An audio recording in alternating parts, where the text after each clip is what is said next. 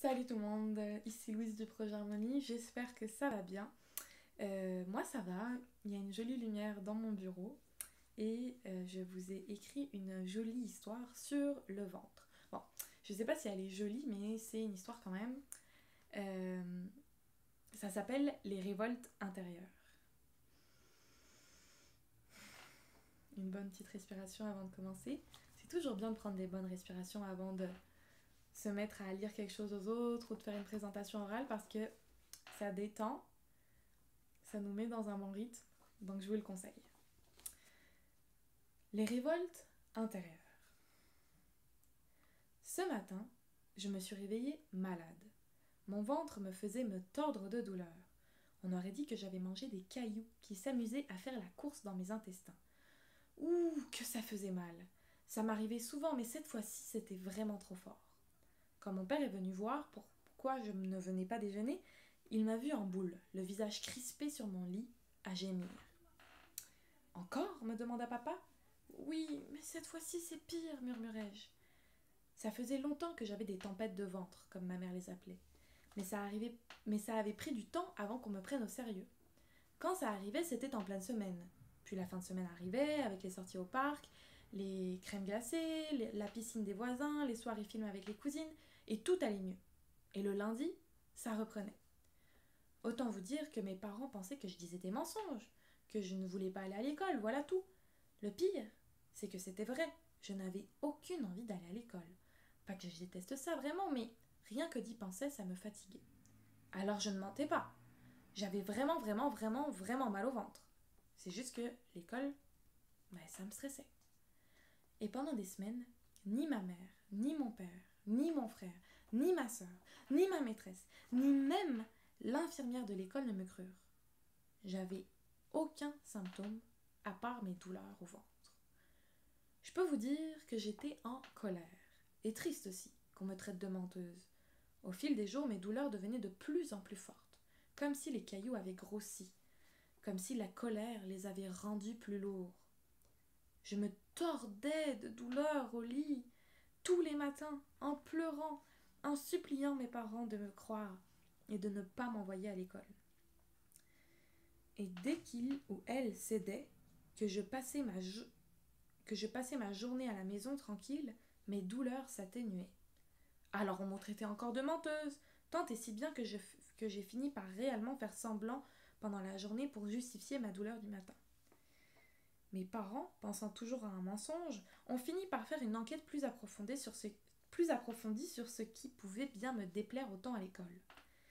Ils rencontrèrent mes professeurs, les parents de mes amis, les animateurs du camp de jour. Ça aussi, ça m'a énervée. C'est ma vie privée tout de même. Je ne voulais pas qu'ils se mêlent de tous mes problèmes. Alors bien sûr, la maîtresse leur a dit une partie de ses problèmes.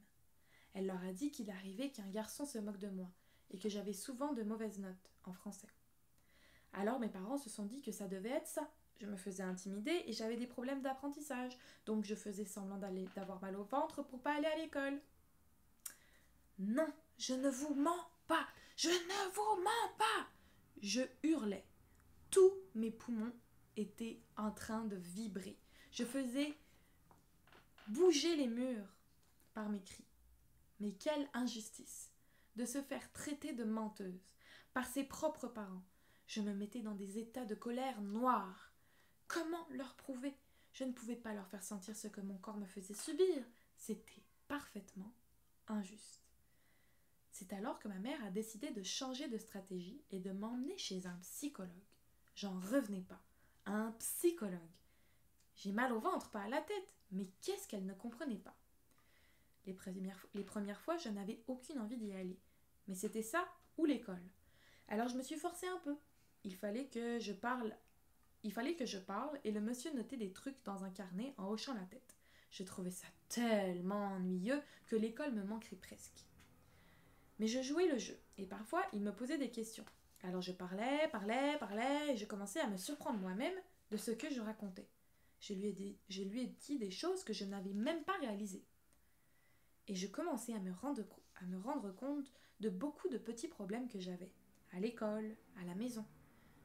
Et oui, surtout, le psychologue ne me traitait jamais de menteuse. Au bout de quelques semaines, j'aimais de plus en plus y aller et raconter ma journée. Je sentais que j'étais écoutée et qu'il était curieux quand je lui racontais des histoires. Eh bien, figurez-vous que sans ce psychologue, je n'en serais jamais arrivée là. Ce matin, donc, comme je vous le disais, je me suis réveillée avec un mal de ventre terrible. Et mon père, quand il est venu me chercher, n'a pas commencé à me chicaner. Il ne m'a pas fait sortir du lit en me traitant de petite talente. Non, il s'est mis à côté de moi et il m'a caressé les cheveux. Je vais appeler l'école, d'accord? C'est rassurant tout de même. Ça faisait 3 semaines que c'était pas arrivé. Je vais te faire une petite bouillotte. Et juste d'entendre ça, de sentir que mon père me faisait confiance, de sentir qu'il me croyait, les cailloux qui me torturaient les organes se sont fait plus petits et j'ai senti que je pouvais déjà mieux respirer.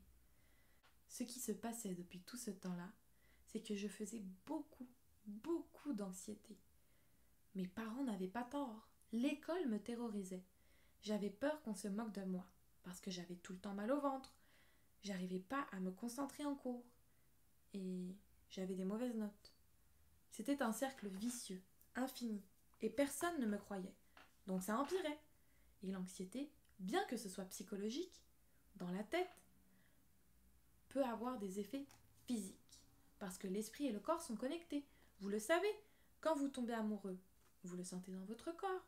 Quand vous avez peur, vous le sentez dans votre corps. Quand vous êtes triste, vous le sentez dans votre corps. Quand vous êtes excité, vous le sentez dans votre corps. Eh bien, l'anxiété, c'est pareil. Ça n'arrive pas à tout le monde de la même façon. Mais moi, c'est comme ça que mon corps a décidé de m'envoyer le signal qu'il fallait que je prenne soin de moi. Que je prenne le temps et que je cherche de l'aide. Il faut écouter son corps et se faire confiance. Parce que personne ne connaît mieux notre corps que nous-mêmes. Personne ne sait ce que l'on ressent mieux que nous-mêmes.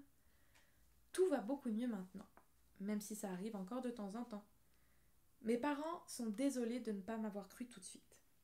Et maintenant, ils prennent vraiment soin de moi et m'écoutent à chaque fois que j'ai quelque chose à leur dire. Peut-être que tu pourrais avoir cette discussion avec tes parents toi aussi. Et donc voilà, c'est la fin de l'histoire. C'est ça. Faut vous faire confiance si vous avez mal quelque part ou si vous avez des émotions fortes qui vous paralysent, qui vous font vraiment peur. Faut vous faire confiance. Puis ça peut prendre du temps un peu quand on est jeune de se faire croire par les adultes. Mais sachez que vous êtes, comme je l'ai dit dans l'histoire, vous êtes les experts de votre propre corps et de ce qui se passe à l'intérieur de vous. Donc, il faut que vous fassiez confiance. J'espère que ça vous a plu. On se voit bientôt parce que cette semaine, je vais être au Projet Harmonie et j'ai presque plus de batterie.